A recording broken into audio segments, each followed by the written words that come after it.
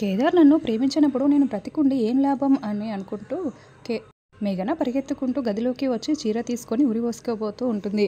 మేఘన తలుపు తెరువు తెరువు అని ధాత్రి, కేదార్, మేఘన వాళ్ళ నాన్న అమ్మ అందరూ కేకలు పెడుతూ ఉంటారు. ఎంత అరిచినా కూడా మేఘన తలుపు తీయడం లేదని చెప్పి ఇక ధాత్రి, కేదార్ తలుపుని బద్దలు కొట్టుకుని లోపలికి వస్తారు. ఇక మేఘనని చాలా బలవంతంగా కిందకి దించుతారు.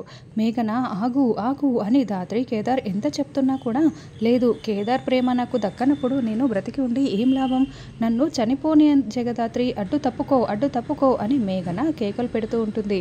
దాంతో ధాత్రి మేఘనని కొట్టబోతూ ఉంటే జగదాత్రి జేడి ఆగు అంటూ ఐజీ అడ్డుకుంటూ ఉంటాడు. లేకపోతే ఏంటి సార్, మేఘన ఇలాంటి పని చేస్తుంటే చూస్తూ ఎలా ఊరుకుంటాను అని, కేదార్ ప్రేమించడం లేదంటే అర్థం చేసుకోవాలి కదా అని ధాత్రి అంటుంది. మేఘన నీకేం తక్కువ, నీకోసం అందరూ కూడా క్యూ కడతారు, అలాంటిది నేను ప్రేమించట్లేదంటే నువ్వు అంగీకరించాలి కానీ ఇలా ప్రాణాలు తీసుకోకూడదు, నా మాట విను అని కేదార్ కూడా చెప్తూ ఉంటాడు. మరి నేను బాగున్నాను, మరి నువ్వెందుకు నన్ను ప్రేమించటం లేదు చెప్పు కేదార్, నువ్వు లేకపోతే నేను బ్రతకను కేదార్ బ్రతకను అని ఇంకా మేఘన అదే మాట మాట్లాడుతూ ఉంటుంది. ఏంటి మేఘన, నువ్వు ప్రేమించిన వ్యక్తి కోసం నిన్ను 25 సంవత్సరాలుగా పెంచిన అమ్మా నాన్నల్నే వదులుకుంటావా, అంటే వీళ్ళ ప్రేమ ముందు నీ ప్రేమ అంత గొప్పదా, నువ్వు మతి ఉండే మాట్లాడుతున్నావా అని ధాత్రి అంటూ ఉంటుంది. అవును, నేను నిన్ను ప్రేమించడం లేదు, అర్థం చేసుకో అని కేదార్ చెప్తూ ఉంటే నాకేం తక్కువ, నువ్వెందుకు ప్రేమించట్లేదు అని మేఘన అంటూ ఉంటుంది. అవును కదా బాబు, నా కూతురికి ఏం తక్కువ, నువ్వెందుకు ప్రేమించడం లేదో ఒక కారణం చెప్పు అని, నా కూతురిని ఇప్పుడు ప్రేమించు అని మేఘన వాళ్ళ అమ్మ అంటూ ఉంటుంది. మేఘన మొండితనం గురించి నాకు చాలా బాగా తెలుసు. అవును బాబు, నువ్వు ఇప్పటి నుంచి మేఘనని ప్రేమించు, నా మేఘనకి ఏం తక్కువ అని వాళ్ళ నాన్న కూడా చెప్తూ ఉంటాడు. అవును కేదార్, ఎందుకు ప్రేమించట్లేదు, నాకేం తక్కువ చెప్పు, నా కోసం నాకు క్యూ కడతారని నువ్వే కదా చెప్పావు అని మేఘన వాళ్ళ అమ్మ నాన్న ఎందుకు ప్రేమించట్లేదు ఒక్క కారణం చెప్పు అని బలవంతం చేస్తూ ఉంటారు. దాంతో కేదార్కి ఏం చెప్పాలో అర్థం కాక టెన్షన్ పడుతూ ఉంటాడు. అప్పుడు ధాత్రి ఎందుకంటే కేదార్ వేరొక అమ్మాయిని ప్రేమిస్తున్నాడు అని చెప్పడంతో అందరూ షాకింగ్గా చూస్తూ ఉంటారు. అవునని చెప్పు కేదార్ అని ధాత్రి సైగ చేస్తూ ఉంటే అవును, నేను వేరే అమ్మాయిని ప్రేమిస్తున్నాను అని కేదార్ అంటూ ఉంటాడు. ఏంటి, నువ్వు వేరే అమ్మాయిని ప్రేమిస్తున్నావా, మరి ఇన్ని రోజుల నుంచి నేను నీతో కలిసి తిరుగుతున్నాను, ఏ ఒక్కరోజు కూడా నువ్వు ఏ అమ్మాయితో మాట్లాడినట్లు నాకు కనపడలేదే, డాడ్ కేదార్ అబద్ధం చెప్తున్నాడు అని మేఘన అంటూ ఉంటుంది. లేదు, నేను నిజమే చెప్తున్నాను అని కేదార్, అవును కేదార్ నిజమే చెప్తున్నాడు అని ధాత్రి చెప్తూ ఉంటారు. అయితే నువ్వు నిజమే చెప్తున్నట్లయితే అయితే ఆ అమ్మాయి ఫోటోని చూపించు అని మేఘన అంటూ ఉంటుంది. అవును చూపించు అని అమ్మ నాన్న మేఘన వాళ్ళ అమ్మ నాన్న కూడా అంటారు. సరే చూపిస్తాము అని ధాత్రి అంటుంది. సరే, నువ్వు కనుక నిజంగానే వేరే అమ్మాయిని ప్రేమిస్తున్నట్లయితే నువ్వు నాకు రేపు ఆ అమ్మాయి ఫోటోని చూపించాలి, రేపు నేను మీ ఇంటికి వస్తాను, నువ్వు ఆ అమ్మాయి ఫోటోని చూపించావా సరే, లేకపోతే రేపే నేను నా ప్రాణాలు తీసుకుంటాను, ఇది మాత్రం కన్ఫర్మ్, ఫోటో చూపించావా సరే, లేకపోతే రేపే చచ్చిపోతాను అని చెప్పడంతో సరే రేపు చూపిస్తాము అని ధాత్రి కేదార్ అంటూ ఉంటారు. సరే రేపు చూపించేసి జేడి, లేకపోతే మా మేఘన గురించి నీకు తెలుసు కదా అని ఐజీ కూడా వార్నింగ్ ఇస్తూ ఉంటాడు. సరేనని వాళ్ళిద్దరూ వెళ్ళిపోతారు. అప్పుడే బామ్మ అక్కడికి వచ్చి ఏంటే మేఘన ఈ పిచ్చి పనులు అని ఏడుస్తూ ఉంటుంది. జగదాత్రి ఖచ్చితంగా అబద్ధం చెప్తోంది, జగదాత్రి నేను ఆ కేదార్ని పెళ్లి చేసుకోకూడదనే ఇలా అబద్ధం చెప్పి వెళ్ళింది, రేపు కనుక కేదార్ ఎవరిని ప్రేమించినట్లు ఉండాలి, కేదార్ నన్ను పెళ్లి చేసుకోకపోవాలి, అప్పుడు వాళ్ళ సంగతి చెప్తాను అని మేఘన అంటూ ఉంటుంది. నువ్వు మాత్రం ఇలాంటి పిచ్చి పనులు చేయకే అని బామ్మ అంటుంది. అవును, ఆ జగదాత్రి ఖచ్చితంగా అబద్ధం చెప్తోంది, ఆ జగదాత్రి అంతు చూస్తాం అని మేఘన వాళ్ళ అమ్మ అంటుంది. తర్వాత ధాత్రి ఇంటికి వచ్చి బెడ్రూమ్లో కూర్చొని ఆలోచిస్తూ ఉంటే అప్పుడే కేదార్ అక్కడికి వచ్చి ఏంటి ధాత్రి ఇలా చెప్పేశావు, నాకు గర్ల్ ఫ్రెండ్ ఉందని చెప్పావు, రేపు వాళ్ళు వస్తామని చెప్పారు, రేపు నా గర్ల్ ఫ్రెండ్ని చూపిస్తే వాళ్ళు మేము చూస్తామన్నట్లు లేదు, ఆ గర్ల్ ఫ్రెండ్ అంతు చూస్తాము అన్నట్లుగా వాళ్ళు మాట్లాడారు, నువ్వు ఎవరిని చూపిస్తావు ధాత్రి, ఇప్పుడు ఏం చేయబోతున్నావు చెప్పు ధాత్రి చెప్పు అని కేదార్ అంటాడు. ఏంటి ధాత్రి, నేను ఇంత మాట్లాడుతున్నా కూడా నువ్వు ఇలా సైలెంట్గా ఉన్నావేంటి అని కేదార్ అడుగుతూ ఉంటే వాళ్ళు వస్తారు, అయితే ఏంటి, గర్ల్ ఫ్రెండ్ని చూపించాల్సిన బాధ్యత నీదే, అయినా ఏం చేస్తావో అది నువ్వు ఆలోచించుకో, నాకేంటి అని ధాత్రి అంటుంది. ఏంటి ధాత్రి, గర్ల్ ఫ్రెండ్ ఉందని నన్ను ఇరికించేసి ఇప్పుడు నువ్వు ఏమీ పట్టనట్లు ఇలా దప్పించుకుంటే నాకు పైకి మాత్రం నేను ఇంత ధైర్యంగా ఉన్నా కూడా నేను లోపల ఎంత టెన్షన్ పడుతున్నానో ఏదో ఒకటి చెప్పు ధాత్రి, మాట్లాడు ధాత్రి అని కేదార్ అంటూ ఉంటాడు. నాకు నిద్ర వస్తుంది, నేను పడుకోవాలి అని ధాత్రి పడుకుంటుంది.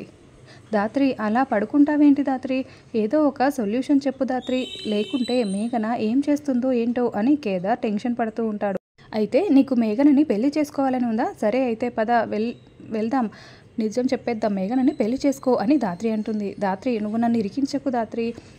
మేఘనని నేనెందుకు పెళ్లి చేసుకుంటాను? వాళ్ళ నుంచి ఎలా తప్పించుకోవాలో దానికి సమాధానం చెప్పు ధాత్రి. ఆ ఐజీ ఏం చేస్తాడో, ఒకవేళ రేపు నిజం తెలిస్తే మేఘన మళ్ళీ ఏం చేసుకుంటుందో నాకు టెన్షన్గా ఉంది అంతేనని కేదార్ అంటాడు. అందుకే ఆ మేఘనని దూరం పెట్టమని నేను నీకు మొదటి నుంచే చెప్తున్నాను అని ధాత్రి అంటే, నువ్వు గుండెల మీద చెయ్యి వేసుకుని చెప్పు, నేను ఏ రోజైనా మేఘనని పట్టించుకున్నానా చెప్పు అని కేదార్ అంటాడు. అసలు తను మన టీంలోకి వస్తుందన్నప్పుడే వద్దని తేల్చి చెప్పేసింటే బాగుండేది అని ధాత్రి అంటే, అదంతా సరే కానీ ఆ ఐజీ ఎక్కడ గన్తో కాల్చేస్తాడో అని నాకు చాలా భయంగా ఉంది.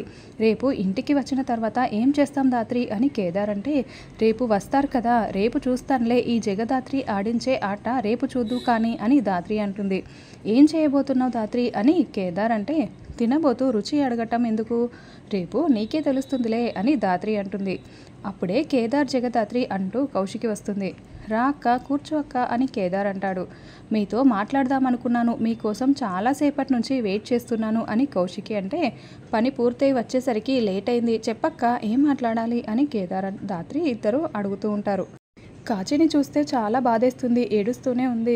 బాబాయ్ కూడా బాధపడుతూనే ఉన్నారు. రేపేమో 3 కోట్ల డబ్బులు ఇచ్చేయాలి. నిషి వాళ్ళేమో ఏం చేశారో అర్థం కావటం లేదు అని, ఇప్పుడు డబ్బులు కట్టడం ఎలాగో అర్థం కావటం లేదు అని కౌశికి బాధపడుతూ ఉంటే, రేపు ఉదయానికల్లా మొత్తం అన్నీ సాల్వ్ అయిపోతాయి, మాపై నమ్మకం ఉంది కదా అదేనా, ధైర్యంగా ఉండండి అని ధాత్రి అంటే, ఎలా చేస్తారు అని కౌశికి అంటే, మేము చూసుకుంటామక్క, నువ్వు ధైర్యంగా ఉండు, టెన్షన్ పడకు అని కేదార్ అంటాడు. సరేనని కౌశికి వెళ్తుంది. ఇది ఖచ్చితంగా నిషి పనే కేదార్, మనం ఫాలో అవ్వకూడదని మనల్ని మేఘనకి అప్పచెప్పి వాళ్ళు తెలివిగా తప్పించుకున్నారు అని ధాత్రి అంటే, వాళ్ళు నగలు తాకట్టు పెట్టి డబ్బుని ఇంటికే తీసుకువచ్చి ఉంటారు కదా ధాత్రి అని కేదార్ అంటాడు. దాక్కున్న డబ్బుని పొగపెట్టి కన్నంలో దాక్కున్న ఎలుకల్ని ఎలా తీసుకురావాలో నాకు తెలుసు, పొద్దున్నే ఆ పని చేసేద్దాం అని ధాత్రి అంటుంది. ఇక తెల్లవారగానే నిషి బ్యాగ్ పట్టుకొని గదిలోకి వెళ్తూ ఉంటే అప్పుడే జగదాత్రి చూస్తూ ఉంటుంది. కేదార్ అక్కడికి వచ్చి, ఏంటి ధాత్రి ఏం చూస్తున్నావు అని అడగడంతో, నిషి బ్యాగ్ పట్టుకొని గదిలోకి వెళ్ళి గడియ పెట్టుకుంది. ఏం చేస్తున్నారో అర్థం కావటం లేదు, ఆ బ్యాగ్లోనే డబ్బు ఉందనిపిస్తుంది అని ధాత్రి చెప్తుంది. మరి డబ్బు ఉందో లేదో తెలుసుకోవటం ఎలా ధాత్రి అని కేదార్ అంటాడు.